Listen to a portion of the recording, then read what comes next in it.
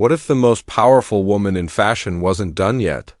What if Miranda Priestly had one more story to tell, and this time the stakes were higher, the rivals were sharper, and the fashion world itself was at war with change? The Devil Wears Prada 2 isn't just a return to couture and catwalks, it's a return to chaos, ambition, and the price of chasing power in a world that never sleeps. The first Devil Wears Prada movie was more than just a film about fashion. It was a mirror reflecting how ambition can twist our choices, how power can seduce us, and how the people we serve can shape the people we become. For nearly 2 decades, fans have carried the memory of Miranda Priestly's cutting gaze, Andy Sachs' impossible climb through the world of glossy magazines, and Emily Charlton's desperate fight to survive in an office where failure was never an option. This wasn't just a story about clothes. It was about survival, identity, and sacrifice wrapped in silk and stitched with steel. Now, as whispers of a sequel grow louder, one question rises above the noise. Why now? Why bring back The Devil Wears Prada after all these years? The answer lies in the timeless power of its story. Fashion has changed. Media has changed. But the hunger for influence, the desire to be at the very top remains exactly the same. Fans never let go of Miranda Priestly because she wasn't just a character. She was an idea, the untouchable queen of ambition, the embodiment of perfection at any cost. And in today's world of influencers, viral moments, and digital empires, her voice feels more relevant than ever. The truth is, the fashion world itself is no longer the same kingdom Miranda once ruled. Runway magazine, once the temple of style, would now compete with millions of screens glowing with trends born overnight. Can Miranda's iron grip on the industry survive a storm powered by technology and youth? Could Andy, the assistant who once walked away from it all, find herself pulled back into the whirlwind she swore she'd never enter again? These questions form the beating heart of the sequel's anticipation. But there's more to it than nostalgia. This sequel is a chance to peel back the layers of each character's journey. Andy, once the underdog, may now be a voice of reason in a chaotic world. Emily, once the comic relief, could be holding secrets that put her at the center of the story. And Miranda remains the uncheckable force, but even legends are not immune to change. The most fascinating dramas are never about whether the world bends to power, but whether power itself can survive when the world shifts. Beneath it, the first film left us with a bittersweet victory. Andy walked away, stronger but scarred, ready to define her future on her own terms. Yet audiences were left wondering, was that truly the end of her story? Did Miranda let her go, or did she always plan to cross paths with her again? And what about Nigel, the loyal soldier who sacrificed his dreams for Miranda's throne? Every unanswered question now burns like a fuse waiting for a spark. That spark is what fuels the fire of The Devil Wears Prada 2. This sequel isn't just another film, it's a reckoning. It's about legacies that refuse to die, rivalries that refuse to fade, and a world that refuses to stand still. When Miranda Priestly returns, she won't just be facing her assistants or her rivals, she'll be facing time itself. And as every fan knows in Miranda's world, time is the one thing no one can waste. Imagine the curtain rising on a New York that feels both familiar and unrecognizable. The glass towers stand taller, the billboards flash brighter, and yet, beneath the glittering skyline, ambition still runs like fire through the veins of the city. But the empire Miranda Priestly once ruled is no longer untouched. Runway magazine, once the unquestioned Bible of fashion, now trembles under the weight of a new enemy, the digital age. TikTok stars set trends overnight. Instagram models dictate the rhythm of style. Luxury brands bow to the algorithms of influencers who hold millions in their grip. And for the first time in her legendary career, Miranda finds herself on the defensive. This is where the whispers of The Devil Wears Prada 2 take hold. A story not about repeating the past, but about colliding with the present. Miranda Priestly, queen of perfection, now faces a challenge she cannot control with her sharp tongue or commanding presence. Her power, built on decades of fear and Respect is being questioned by a generation that does not know her name, that does not kneel to glossy pages, but scrolls endlessly for approval. How does a woman who has always been ahead of the curve survive when the curve itself has bent beyond recognition? And then Andy Sachs, once the assistant who refused to sell her soul for success, she is now a woman shaped by experience, carrying scars from her time under Miranda's rule. Perhaps she built a new life: journalism, activism, or even her own media platform. But the world of runway has a way of pulling its soldiers back into battle. Rumors suggest that Andy may be lured once again into Miranda's orbit, not as a servant this time, but as something more dangerous, a rival. Imagine Andy standing across from Miranda, no longer a trembling assistant, but a woman with her own empire, her own voice, and perhaps the courage to confront the devil herself, and Emily O. Emily, the once frantic, sharp-tongued second assistant, who dreamed of Paris, who lived in the shadow of Miranda and Andy alike. Years have passed, and Emily may no longer be the insecure girl chasing approval. She could be sharper, colder, more ambitious than anyone expects. Some whispers even imagine her leading a rival fashion empire, determined not only to outshine Miranda but to humiliate her. Because those who have lived under Miranda's reign know both her brilliance and her cruelty. And cruelty, once tasted, never leaves the blood. But the heart of the sequel's intrigue is not just about characters, it's about the battle of eras, tradition versus technology, print versus digital, icons versus influencers. Can Miranda Priestly bend the new world of fashion to her will, or will she become a relic of a fading age? There's something almost Shakespearean about it. The mighty queen, unchallenged for decades, now surrounded by rivals younger, hungrier, and merciless. And yet the beauty of The Devil Wears Prada was never in the clothes alone. It was in the choices. Will Andy betray her own values for success once again? Will Miranda soften in the face of irrelevance or sharpen her claws for one final strike? Will Emily rise as an ally or as an enemy with vengeance on her tongue? The whispers of storylines stretch further. Perhaps a scandal threatens runway from within. Perhaps an international takeover shakes the fashion world and Miranda must choose between her crown and her conscience.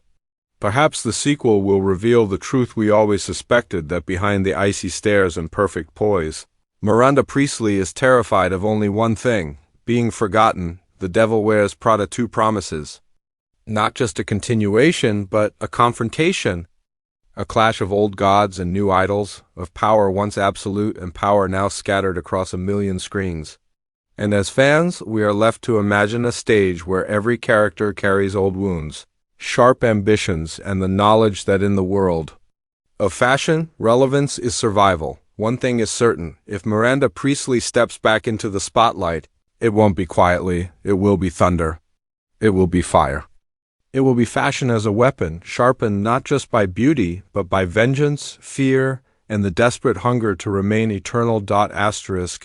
What is a story without the people who bring it to life? In the world of The Devil Wears Prada, the characters were more than roles, they became icons. And now, nearly 20 years later, the thought of seeing those same faces return carries a power all its own. The whispers surrounding the cast of The Devil Wears Prada 2 are as intoxicating as any runway show, because the names attached to this sequel carry more weight than any fabric, any jewel, any headline. At the center, there is no question: Meryl Streep. The towering presence who gave the world Miranda Priestly, a woman so sharp, so controlled, that her very silence could command a room. To see her step back into that role is not just casting its destiny, but the challenge is immense. Can even Meryl reinvent Miranda in a way that feels fresh, not recycled? Rumors suggest the script may not paint Miranda as an untouchable goddess this time, but as a woman facing vulnerability, aging, and the terrifying prospect of fading relevance. Imagine Meryl, with all her gravitas, portraying a Miranda who is still ruthless, still brilliant, but just a little more haunted. It could be her most daring performance yet. And then there is Anne Hathaway. Once the wide-eyed Andy Sachs, who stumbled through Fashion Week disasters and impossible demands, Hathaway has since become a symbol of transformation on screen and in her career. Fans have waited years to see Andy's story continue. What if Andy returns not as a victim of Miranda's cruelty, but as her equal? Rumors suggest Anne's character may have carved out her own empire in media, digital, modern, and far more, in tune with the times than Miranda's runway. If this is true, then the sequel sets the stage for an extraordinary duel, mentor versus protege, tradition versus innovation, power versus conscience. For Anne Hathaway, this would be the moment to transform Andy Sachs from an underdog into a giant, but perhaps the most anticipated return belongs to Emily Blunt, once the sharp-tongued assistant who lived in Miranda's shadow. Emily Charlton stole scenes with her biting wit and frantic desperation. But Emily Blunt, the actress, is no longer a supporting figure. She is a global star. To bring her back means giving her more than side glances and sarcastic one-liners. Whispers suggest Emily's character may emerge as a wild card in the sequel. Some theories place her as Miranda's fiercest rival, a woman who has clawed her way up through the industry, hardened by betrayal and determined to never be dismissed again. Others imagine her as an uneasy ally, torn between her loyalty to Miranda and her resentment for years of cruelty. In either case, Emily Blunt's return promises fireworks, and then there are the supporting names. Stanley Tucci's Nigel, the loyal soldier who was betrayed in Paris, remains one of the film's most beloved figures. Fans ache to see justice for Nigel, to see his dreams fulfilled, or perhaps his bitterness sharpened into vengeance. Will he stand with Miranda once more, or has time turned him into her harshest critic? Every whisper of Tucci's possible return stirs excitement, because Nigel was never just comic relief. He was the moral heartbeat that reminded us what sacrifice really cost up. But what about new blood? A sequel cannot survive on nostalgia alone. Rumors swirl of fresh faces, rising stars, younger talents, perhaps even real-world fashion icons stepping into fictional roles. Imagine a young influencer, brash and unapologetic, threatening Miranda's empire not from within her office, but from the endless reach of social media. Imagine a new assistant, eager to rise, who looks at Miranda not with fear, but with indifference, because in this new world, power is no longer measured in print covers, but in clicks. These new characters could become both allies and enemies, challenging the old guard and redefining the battlefield. Behind the scenes, whispers grow louder about who will direct this symphony of egos and ambition. Will David Frankel, who shaped the original, return to guide the sequel? Or will a new visionary take the reins, bringing a sharper, darker lens to a story now steeped in modern chaos? Fashion designers, too, are said to be circling the project, each eager to etch their legacy onto the costumes that will define this new chapter. Because in a Devil Wears Prada film, the clothes are never just clothes, they are weapons, shields, and sometimes confessions. The return of the cast is not simply a reunion, it is a collision. These actors have grown, these characters have aged, and the world they inhabit is no longer the same. Watching them meet again, whether as allies, rivals, or strangers, will carry an electricity that no amount of marketing can fake. Because in the end, the audience is not just watching a sequel, they are watching ghosts of the past meet the shadows of the present, all brought to life by the performers who defined them. And so the question burns when the cameras roll again. Will we see a family torn apart, rivals locked in war, or perhaps something even more dangerous, a world where no one, not even Miranda Priestly herself, can remain untouchable? Asterisk, there is a reason people cannot stop talking about The Devil Wears Prada 2. It's not just another sequel. It's a cultural moment waiting to erupt. The first film left an imprint far beyond the cinema. It became part of language, part of fashion, part of how we understand power. Miranda's words became mantras, Andy's struggle became every worker's nightmare, and the icy corridors of runway became symbols of ambition's cruel price. For nearly 2 decades, fans have held on to those images like sacred scripture, waiting for the day they would be asked to return. And now, as the sequel whispers louder, the anticipation feels less like curiosity and more like hunger. What makes this sequel different from others, revived after years of silence, is that the Devil Wears Prada was never only about its time. Its message was timeless. In every office, in every industry, in every place where one person holds too much power, Miranda Priestly lives. In every intern, every assistant, every dreamer trying to climb an impossible ladder, Andy's story breathes. The cultural resonance is why fans want more. Not just to see the old characters again, but to test whether their lessons still matter in a world that has changed so violently. Release rumors swirl like perfume in a crowded elevator suite, intoxicating and impossible to pin down. Some insiders whisper of a theatrical return, a red carpet event glittering with couture gowns and paparazzi flashes. Others insist the film may bow on a streaming giant, where millions could devour it on release night, turning Twitter, TikTok, and Instagram into digital runways of reaction and memes. Both possibilities hold power, the grandeur of cinema or the viral speed of the internet. Wherever it lands, the impact will not be small. A story this beloved does not creep back into the world it storms in, and yet fans know better than to expect comfort. The original film left us unsettled for a reason. Andy did not win in a traditional sense. Miranda did not lose. Everyone carried scars and everyone walked away changed. That ending made the film unforgettable, so what of the sequel? Fans do not want a fairy tale. They do not want a recycled arc of assistants running in heels through New York traffic.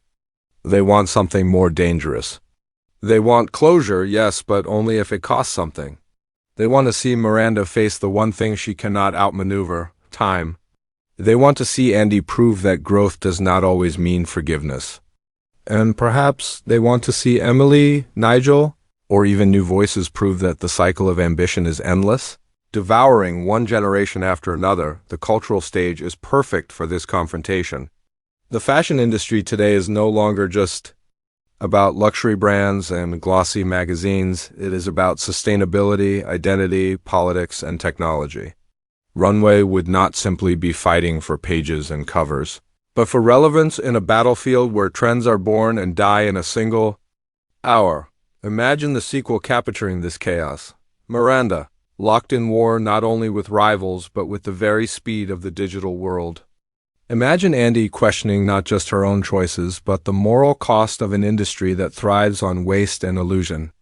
Imagine Emily standing as proof of what survival in this world does to the soul. This is not nostalgia, is prophecy.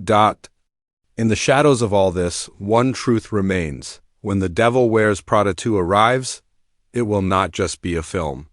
It will be an event. Fashion houses will design tribute collections.